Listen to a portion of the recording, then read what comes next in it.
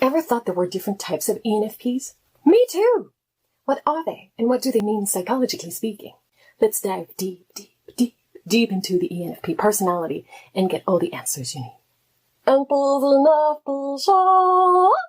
First and foremost, a fun disclaimer.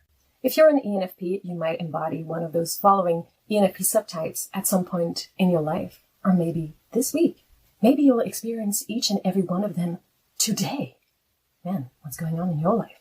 It's fine. It just means that you're using all of your different cognitive functions. The first subtype that I see is the very extroverted ENFP, or the adventurous ENFP. ENFPs are generally said to be one of the most ambiverted types, so much that they often say, "No, I think I'm actually an INFP," but not this ENFP. They're constantly seeking out for new possibilities. They're always changing jobs, they're traveling to new countries because those new places really reflect how open they are to new perspectives. This kind of ENFP also constantly seeks the company of people, even new people, because again, it's a way for them to feed their soul with novelty. Those ENFPs are not just social butterflies, they're also very relaxed, they're chill, they're very confident, fun, and warm people. This ENFP subtype is probably the one most likely to look like a dog on a walk, meeting squirrels at every corner, being like, "Oh, look at that! Oh, imagine if, oh, what if, oh. I think they also have the tendency to be the most forgetful ENFPs, like they forgot they had a meeting today or classes, they don't remember birthdays, or they schedule two things at the same time, because they're not in touch with the concrete world. They're always in their heads. If you know anyone like this, please share your story in the comments. That'd be nice. Now, the cognitive interpretation for this ENFP subtype. So this kind of ENFP is living extroverted intuition at its fullest. Extroverted intuition is ENFP's favorite mental process, and it gives the exact behavior that I've just described. Oh, what if, oh, and what about that? Can you imagine? I think that people who highly rely on extroverted intuition are either young, and so they haven't developed their other cognitive functions yet, and that's why they're a little bit imbalanced and forgetful, or they are in a very inspiring environment that really fuels this function. For instance, they might be studying at a liberal arts college, or they live with really creative people, etc. Or they're just living their best lives. However, if we go to the extreme and you only rely on extroverted intuition, no matter what the circumstances are in your life, then we have a problem. You might be on your way to getting caught on what we call a grip or a loop. I'll talk about this in another video, so if you don't want to miss it, subscribe.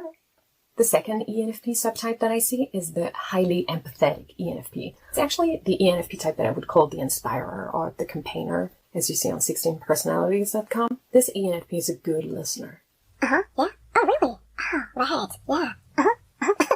Right. Absolutely. Yeah.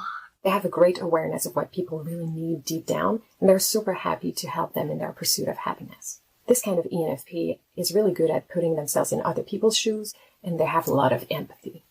They're also extremely giving, and they don't expect anything in return. They love to see people happy. And when you part from them, you're full of a new kind of optimism. They're the supportive friends who will meet your bullies at recess. This ENFP subtype has a really strong set of values. They can be rebels with a cause. And they also have really developed their sense of identity, which often shows in the way they dress. This ENFP type is also probably more philosophical or spiritual than the first type, because they like to dive deep into things, even deep within themselves. This kind of ENFP often needs more introverted time, so alone time, which makes them think that they're introverts, but really it's just that they are using introverted feeling more. However, their true source of inspiration is extroverted intuition, so they are ENFPs. Introverted feeling is ENFP's second favorite function. It helps them evaluate what is right or wrong, and gives them a sense of who they truly are and what they believe in. Our feeling function is what helps us be more emotionally intelligent. Now, why would an ENFP come to rely more on introverted feeling? I think that if you grew up in an environment with a lot of judging types, or with people who didn't apprehend the world or make decisions the same way as you do, for instance, if you grew up with sensing judging types, then you probably had to develop introverted feeling more, because you were always asking yourself, why should I do things your way? Is that right? Is that wrong?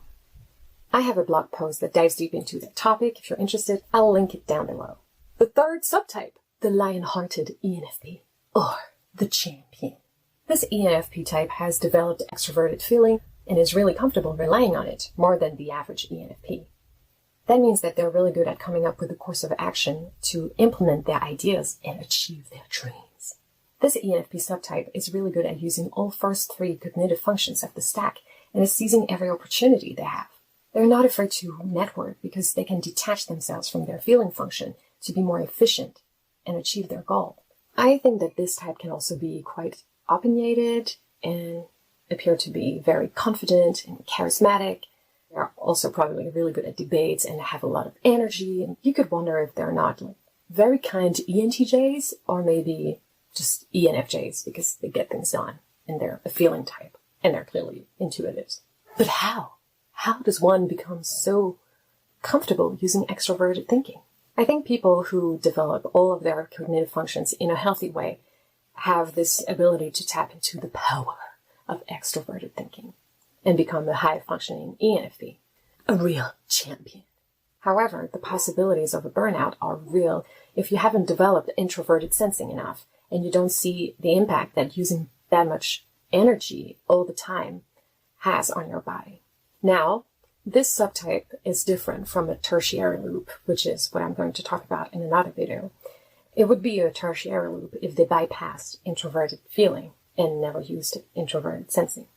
And that would be a huge issue. Next type! And now the last ENFP personality subtype that I see, the wise ENFP. Now this is a mature ENFP. You might have encountered them when you were typing your parents or like older people. They seem so calm and poised. But as good ENFPs, they're like those very optimistic people.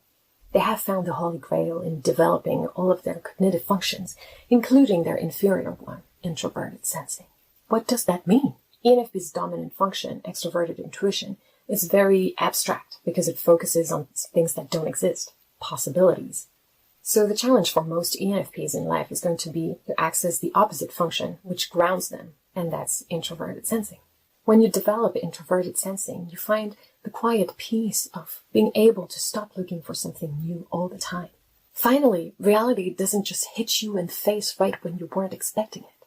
So the wise ENFP can have a lot of ideas, but they know which one to pursue or not. They know who they are and what they believe in. They can be quick and efficient and see the rational side of an argument. And they also see the reality of things thanks to introverted sensing. They're healthy and complete.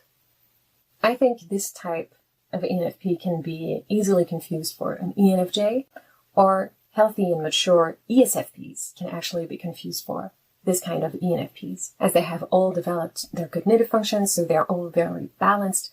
They can see concrete data, but they can also use abstract ideas, and they can be organized but also chill at the same time.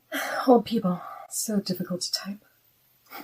So, which ENFP subtype are you, or which one do you know? Number 3, the one eating crayons. Number 2, the one singing "We Will Rock You" in a megaphone. Number 1, going on a hike on your lunch break. Number 4, the ENFP subtype who's under the influence. Let us know in the comments. If you want to learn more about cognitive functions, it happens here, so don't be shy. Subscribe.